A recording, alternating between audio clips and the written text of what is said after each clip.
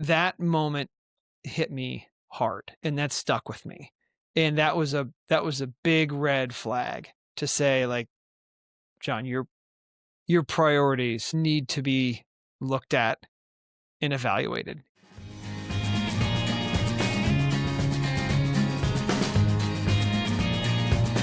Good day to you all, and welcome to Bad Day Excellence, the podcast where we turn those tough days into opportunities for growth. I'm Brian Walsh, an optimist with over a decade of experience in leadership, marketing, and personal transformation. And with me today, I have Jon Hord, the founder and creator of the Engaged Father Project, which has absolutely transformed how I am being present at home with my own kids.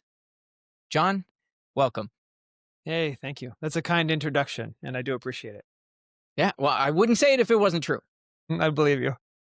So, Jon, for the world, if you could just tell us a little bit about yourself and how you know, kind of navigated life's chaos and found what I believe is your purpose to help fathers be more present at home.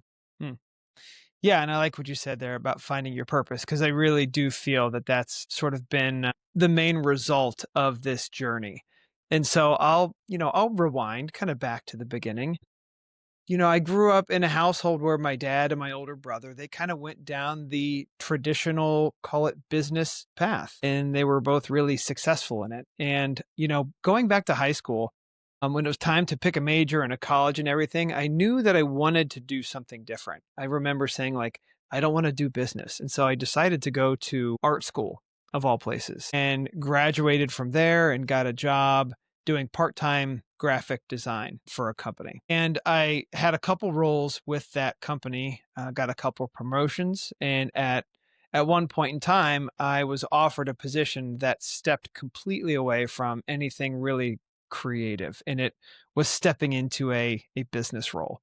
And that felt like a good logical step for me to, like, sort of continue my growth and kind of fall in line with this typical American dreams path of upward mobility. And so I did that and got a couple other promotions, and things were going well.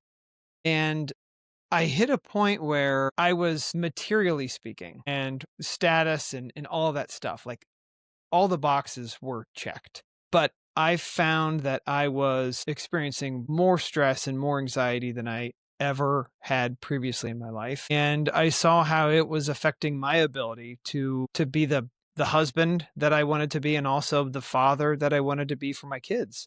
And so it was a really interesting point in my life where, career-wise and all of that, I kind of hit this point where I felt like I should really be celebrating, but the happiness wasn't there. And the opposite was true for me, where I was experiencing more problems than I had. So that sort of expectation of everything will be incredible, and then taking an honest look at what I was going through, really, because it was so jarring and so challenging, it gave me the opportunity to kind of step back and just make some different choices for myself. And, along the way, when things were really hard for me, I started working with a coach, and I didn't know what a coach was prior to that. And it changed my life. And so I left my corporate job of almost 20 years to pursue a career in coaching. And that then later evolved into creating the Engaged Father Project, which really it's what I needed at the time to help me get really clear on my priorities and where I was focusing my energy. And it's something now that I'm super proud of. And I feel really, really energized to be in a space where I can support fathers and other people in just a really meaningful way that will make a difference for them and for their kids as well. So you talk about like you were checking all the boxes at work, and what I'm hearing is it wasn't necessarily aligning with who you really wanted to be. Can you walk us through a little bit? Like, what was that moment when you realized that you were drifting as a father? Well, there was one moment in time where my wife and 2 kids, we spent the night at a hotel that was close to an amusement park, and we were up there for the weekend. And we had this, like, really incredible day, riding roller coasters and doing all that stuff, and stayed in the hotel, and, like, the kids are jumping on the beds and, like, just, like, a really cool, kinda awesome family experience. And the next morning, like, we wake up, or I wake up actually before everybody else, and my son slept with me in a bed, and then my daughter slept with my wife, and the kids thought that was really cool. And I wake up and, my son's kind of like, nestled in beside me, and it feels like it only took a second or two of me opening my eyes in what should have been this, like, really perfect moment. Like, this is what life is all about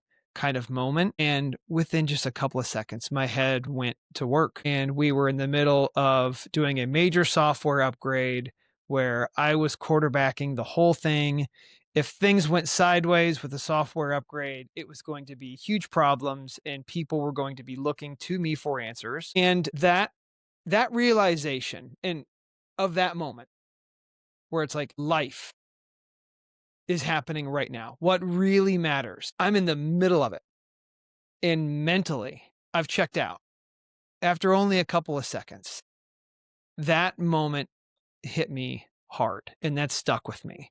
And that was a big red flag to say, like, Jon, your priorities need to be looked at and evaluated. If you can't be here now because of work that's coming, the following day. When I woke up, it was a Sunday morning, and my mind was already racing about all these things that I needed to do that following week, or, troubleshooting problems that didn't exist yet. Like, well, what if this happens? What am I going to do? And then, on top of that, just kind of general dread about things, nothing specific, just like, man, how bad would this be if, everything hits the fan and people are looking at me and I don't have the answers. Yeah, And I've so, called that, the Sunday scaries.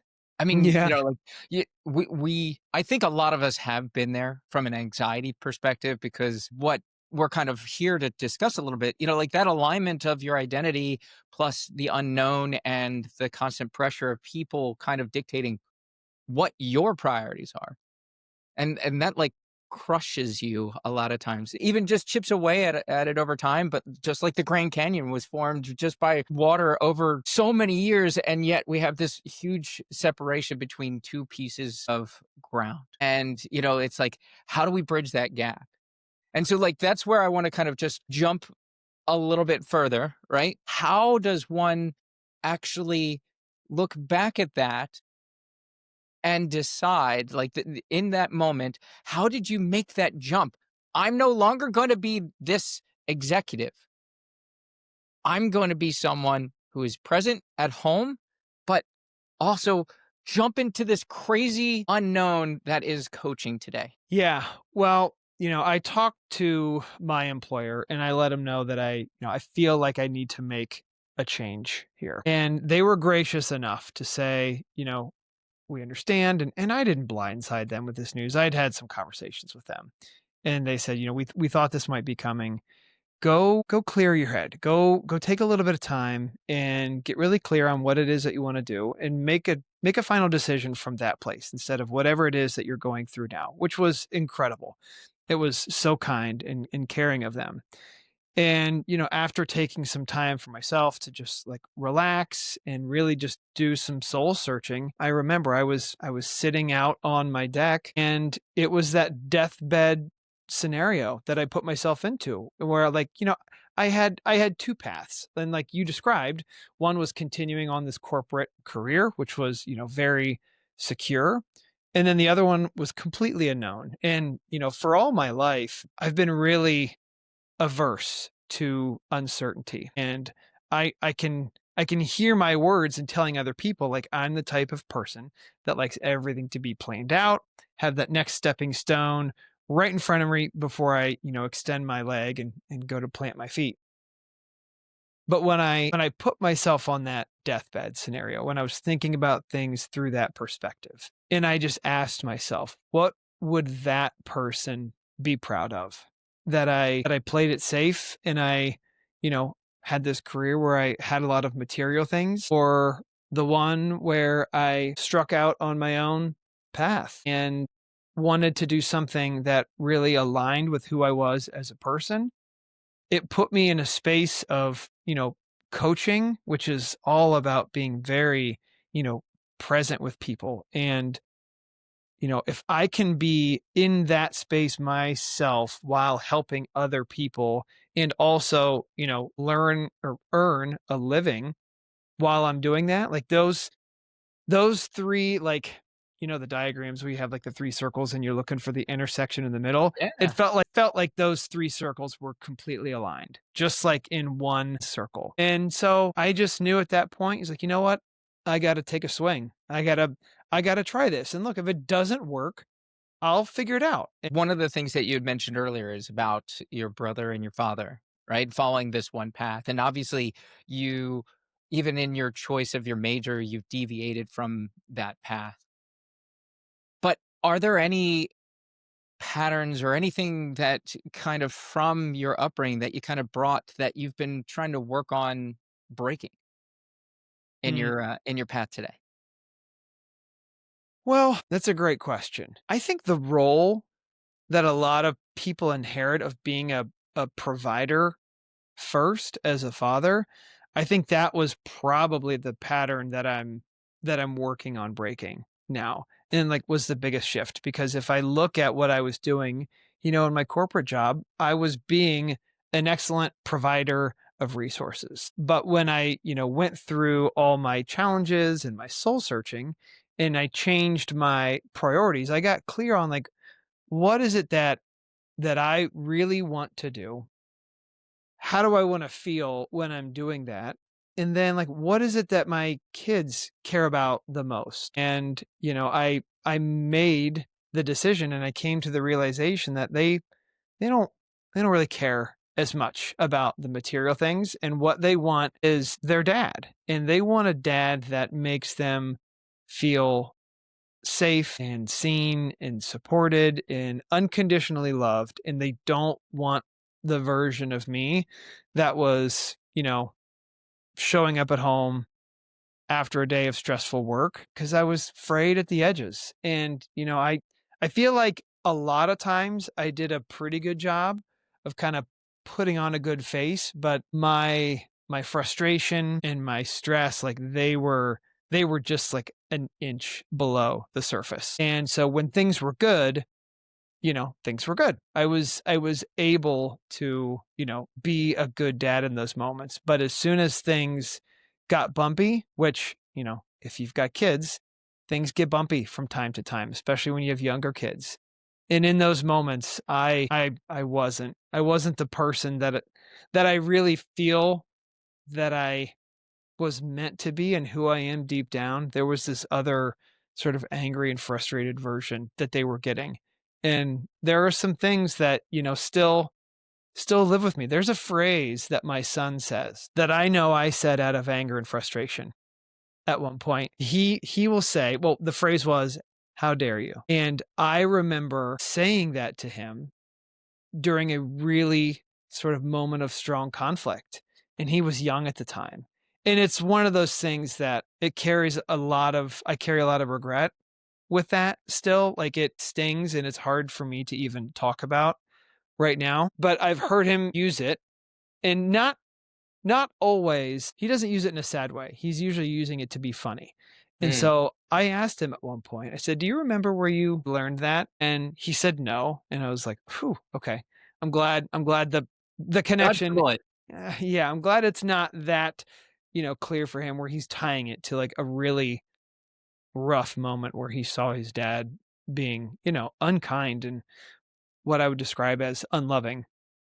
But I also took the opportunity to have that conversation with him. He was probably 7 years old at the time when I heard him say it, and when I asked him, "Hey, do you remember where you heard that?" But I told him, I was like, "I know where you heard it, and I used that out of anger and frustration, and I'm sorry." I said, I'm working on being a better dad for you and for your sister, And the person that I was then was experiencing all these challenges, and I've made a bunch of changes in my life. So it's not affecting me in the same way. And, I said, look, man, I wouldn't use a phrase like that now. I hope you feel that I've changed since then. And my kids often refer to the old dad, and they're quick to, give me compliments. I mean, they know what I'm doing, and they know that I coach fathers, and I talk all the time about, how, like, my clients are other fathers' kids. Like, that's who I'm working to support, but I need their dad's help in doing it. And so, like, my kids kind of enjoy that because it feels like there are positive things happening at their peer level. And so, of course, they're cheering me on, but I get feedback pretty regularly, positive feedback in the form of, you would have handled that differently when you were working at your old job. You would have handled that differently. And I ask for that feedback. I think that is something that, as parents, that we should all do regularly. Go through a tough conversation or a tough moment with one of your kids, and then after the dust settles and people have kind of returned to a state of being calm, go ask them how you handled it and listen to what they tell you. I think it does so many positive things. One, you get real-time feedback from your kids. And it also, I feel like it puts our kids on a more equal playing field. Like, I think it's kind of taking down some of that barrier, as I'm the authority figure, I'm your parent, and you're the kid, and you're going to do what I say. I don't want the relationship to revolve around those things. I want them to feel like, they're a part of this family, and they've got equal footing here. And that's not to say that we don't set boundaries for our kids, but as a human being, I want them to feel really valued. And I think, as a dad, modeling that vulnerability of saying, "Hey, how did I do with that?" Like, asking anybody for that feedback, I think is really important, and being vulnerable can lead to incredible things. But having that conversation with your kids, every time I do it, it can feel a little bit scary because they're going to be really honest with me and tell me things that I don't always want to hear. There's been times where I thought I gave myself an A, and they'll give me a B, and then Yeah. we talk about it. So Yeah. Now, with all of that, and I just, for the audience sake, I want to mention the fact that I've gone through your Engaged Father project, and there have been so many magical moments where I was an engaged father.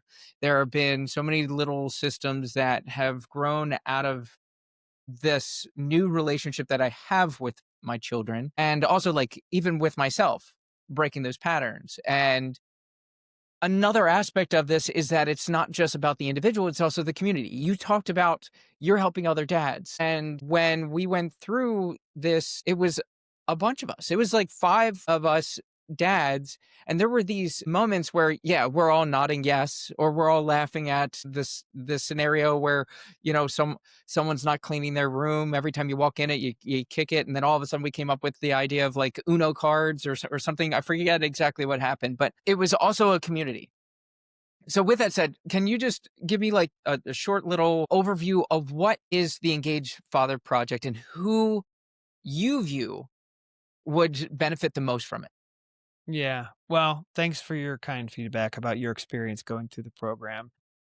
So the Engaged Father Project as a whole, it is an 8-week group coaching program for fathers. And who it's for, I mean, really, I think anybody could benefit from it. But specifically, and I touched on it earlier, that I created this program for that version of me that was really struggling a couple years ago. And it's for the dad out there that is really busting their tail to be a good provider, trying to get promoted at work, trying to do the right thing at work and bring results. And they find themselves investing the majority of their energy and their focus on work. And as a result, the family gets what's left over. And it's not that that's being done by choice. It's just what a lot of people sort of accept as what a dad is supposed to do. And it creates a space to get really clear, to question some things that maybe they've believed for a long time or that they've told themselves that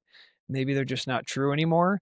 And they can start to see very clearly the long-term effects of if they continue down the path that they're on, how that will play out for them and their kids and the relationship that they have.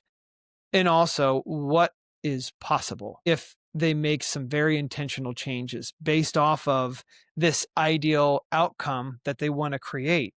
And I think that's a real core component of this is designing that future dad that you want to be. And, starting with some simple questions like, how would you want them to describe you? Let's say they're moving in to their college dorm and they've got their dorm mate there.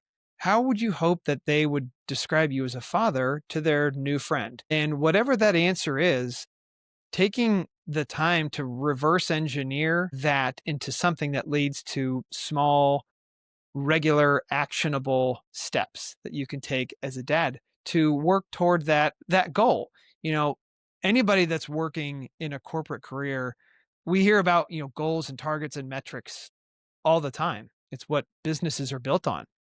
But how many fathers out there have ever stopped to create that goal or that target scenario for themselves when it comes to being a dad or how they want their kids to feel about them as a dad? And it's very few. And that's really what I'm here to do and how I want to help support people. It's taking a more thought out and planned approach to being the father that you want to be instead of like just saying I want to be a good dad, because that's so ambiguous. What good means to you means something to somebody else. And if we're getting our ideals of what a good dad looks like based off of social media interactions or what we see around us, from our neighbors, in my opinion, that's not a great definition of what a good dad should be. I think that's a very individual, or it should be a very individual decision that every father should make.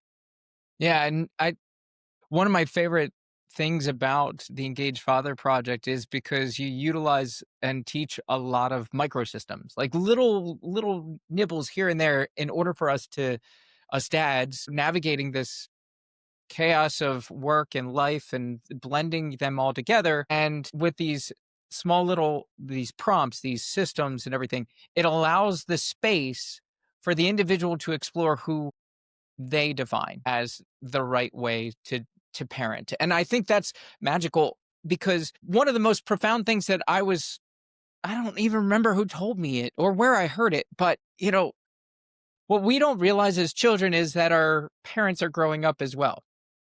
There's the age old joke of like they give you this baby, but there's no instruction manual and you just have to figure it out. And then everyone's got an opinion about how you should do certain things, but sometimes they're very legacy opinions. Oh, give them some bourbon, or rub it on their gums, or like, hey, push them over because they should crawl first before they walk. Yeah, that one I did, and he didn't hit his head or anything, but you never know. There's just so much exploring, and we have these standards that we see. Can you share maybe one of those microsystems or how you approach like how you apply that within the program in order to help these dads? Yeah, one that's pretty simple and straightforward is called "Don't Waste the Moment," and it's a set of, I think it's 5 or 6 questions that are meant to serve as like a post mortem on when things get really hard or there's a blow up in the house. And it's 6 questions that you as a father answer to just assess like what happened, like why, what was so challenging for me, what was I trying to accomplish, trying to put yourselves in the other person's shoes to figure out like what is it that they wanted. And it's a 5-minute tool. By going through and answering those simple questions, it gives us an opportunity to, one, like, be empathetic that like we're not the only one involved in the situation. They had their own wants and desires and needs and frustrations and whatever. it helps you understand that. You get to explore like maybe what was going on underneath the surface. Like maybe this tense moment was about one thing, but in reality, it was really the emotions from something else that were coming up and showing themselves in this one moment in time. And then it's an opportunity to learn and grow from that. So instead of having a tough moment and it feels like a scar or a scab or just something that we're not proud of and we don't want to look at anymore. It's don't waste the moment. It's what can we learn from that? How can we better understand how we want to show up and how we want to hear our kids? And it's one of those things where it is very simple, but the value and the clarity that you can get just by going through it is pretty tremendous. You talk about, like the post-mortem. Yes. The dose, don't waste the moment. One of the things that I find very difficult to kind of manage or balance is discipline. What do dads get wrong about discipline? Maybe even support and control. Well, yeah, so control and discipline.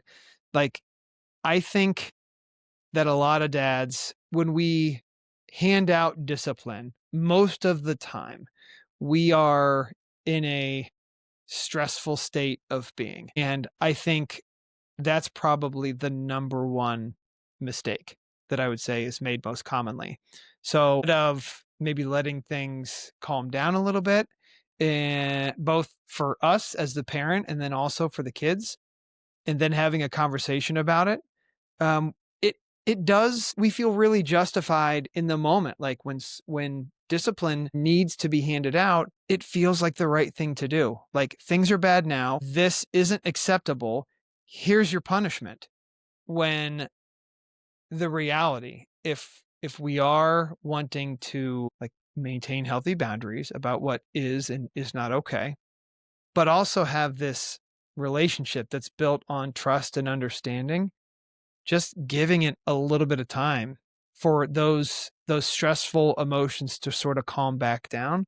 Because when we're all over the place with stress and anger and frustration, we're not hearing things as clearly, we're not thinking about things the same way that we would if we were calm. And so just to take a couple minutes. Like, you're not a pushover because you don't hand out your discipline there in the moment. Give it a couple minutes and go have that conversation.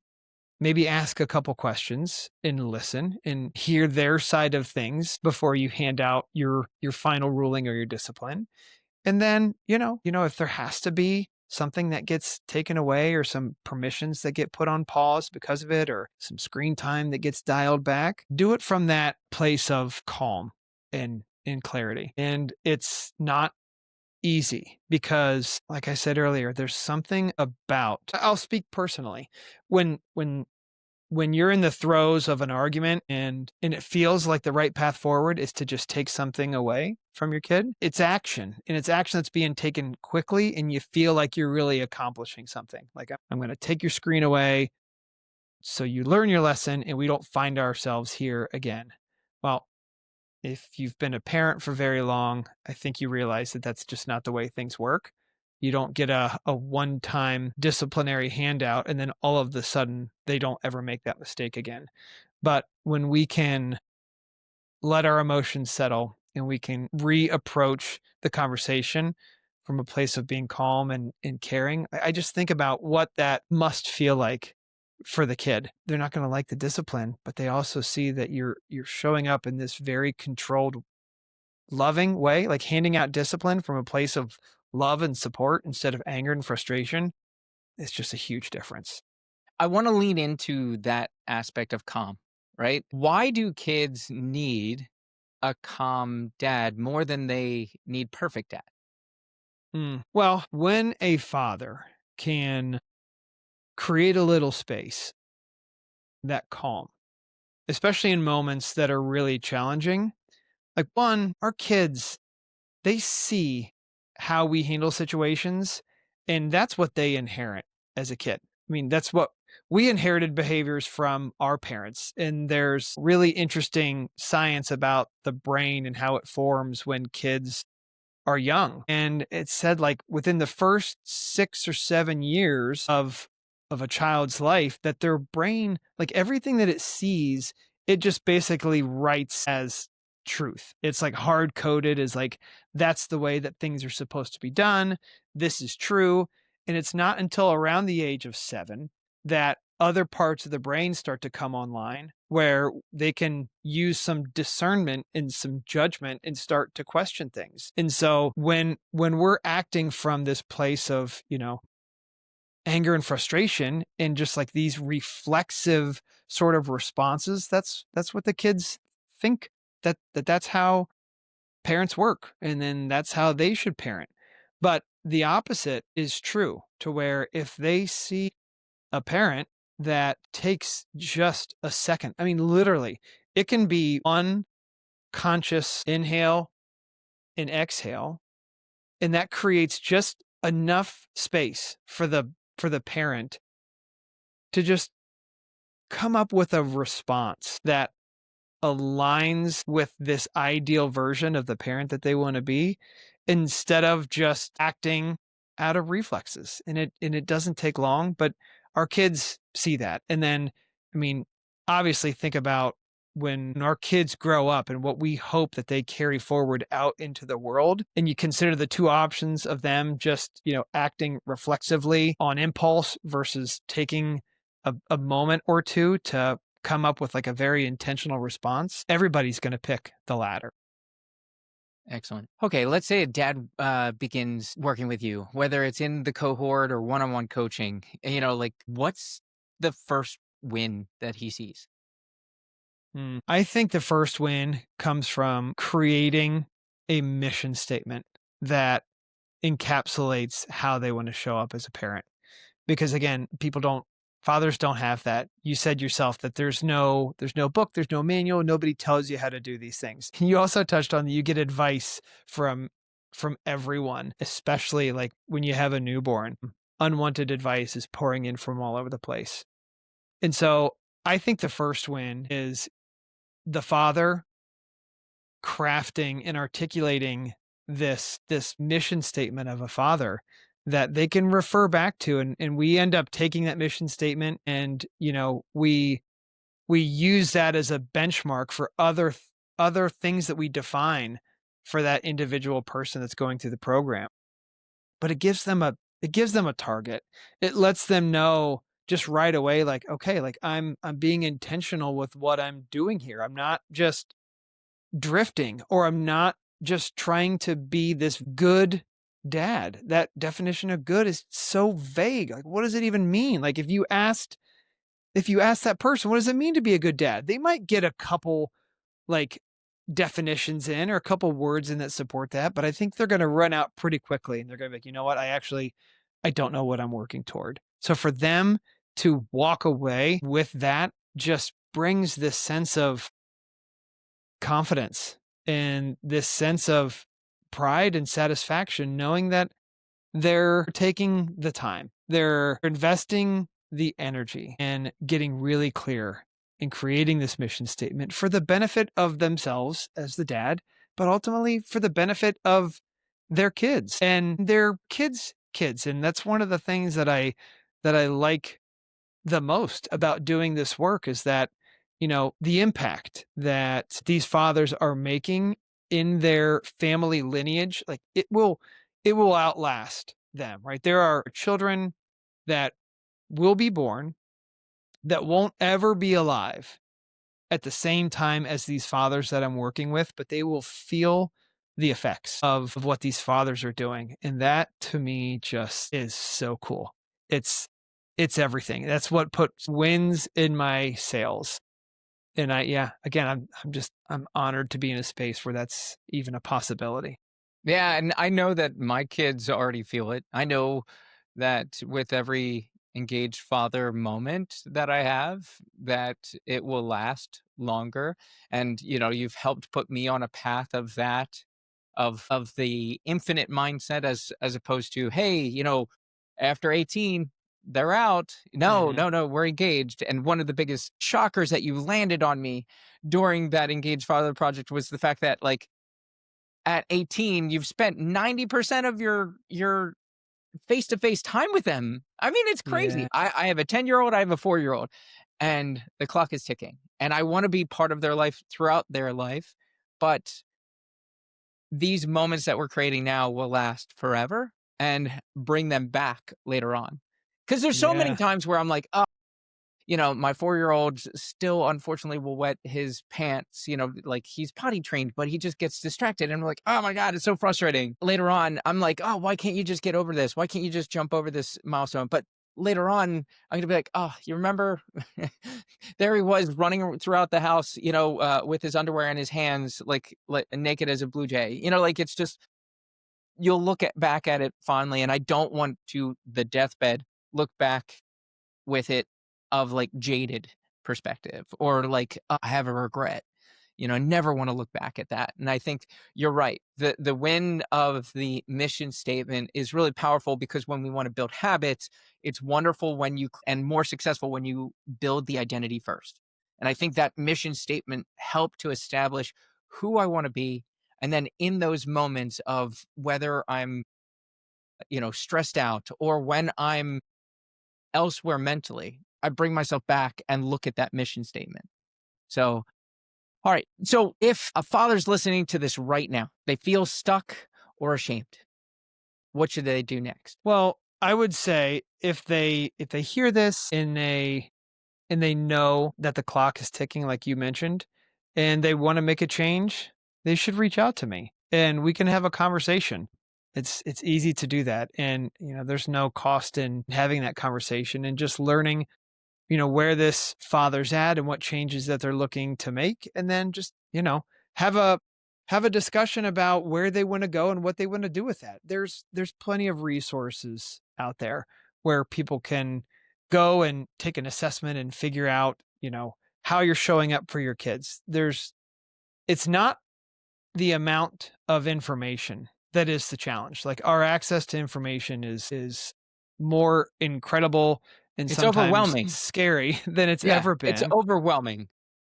And so there's all those things that somebody can go and do. And that's not a bad place to start. But I think the best place to start would be to call me and send me an email and let's have a conversation to talk about what you're going through. Well, what's your email? Yeah, it's John at theengagedfatherproject.com. Excellent. And we can go to the Engaged Father Project to learn more about your program Yep. and Yeah, go where go to else the can we connect? Yeah, I've got socials on Instagram and YouTube. It's the Engaged Father Project. You can find me on LinkedIn as well. If you look me up, JONHORD, you'll find me there. And I've got an offer for people currently. If somebody wants to get a taste of the work that I do, but they're not ready to commit to a full 8-week group coaching program, I'm offering something called the Engaged Father Jumpstart, and it's absolutely free. It's going to be 5 calls with me, no longer than 30 minutes, and they're going to walk away with an unbelievable amount of value. And there are no strings attached on my end. It is a way to expose people to the work that I'm doing. I believe in the work that I'm doing, and I'm uplifted when I hear stories of these fathers about these meaningful changes that they've made, sometimes just over the course of a couple days. If you go to my YouTube channel, there's a video up there called The Letter That Every Father Should Write. And a gentleman went through the free Engaged Father Jumpstart, and he wrote this letter to his kids, talking about what he inherited from his parents and how he saw how men are supposed to handle emotions, but how that doesn't align with the relationship that he wants to create with his kids. And it's moving. I start weeping during the video. I still get emotional every time that I go back and watched it. I've probably watched me reading his letter that he writes to his kids or 12 times. And I get choked up every time that I do it because the pain that he talks about and the reasons why he wants to make these changes, it's written so beautifully and so heartfelt, and it just speaks to how he's willing to do this work to change the family tree. And that came out of that is an end result of somebody going through this free 5-day program. So, if you want to jump in and do the 8-week course, great. Yeah, of course we can do that. But if you're unsure, take the free 5-day jumpstart. And there's a landing page that'll be linked on my website, and you can sign up for that, and we'll get rolling right away. That's wonderful. And again, anyone who's watching or listening, this program really changed a lot, not just for me, but my entire family. And that's why I had to have Jon on. Thank you so much, Jon. I really do appreciate the time that you've given me. And I think there's just so much value out there. And that's why I had to have you on the podcast. This is all about how we can share our good vibes on people's bad days. And you are one of the biggest advocates for finding those moments and turning them into engaged father moments. And so I just want to tell all of you, remember, you can find Jon at theengagedfatherproject.com. You can email him at Jon, Jon, at theengagedfatherproject.com. You can find him on Instagram, YouTube, and seriously, take him up on his 5-day Engaged Father Jumpstart, because I know he kind of condensed all this value into 5 days. So yeah, take him up on that. So again, thank you so much, Jon. And thank you, listeners and viewers, for tuning in to another episode of Bad Day Excellence. I'm Brian Walsh, your guide to habit crafting and your biggest champion. See you next time.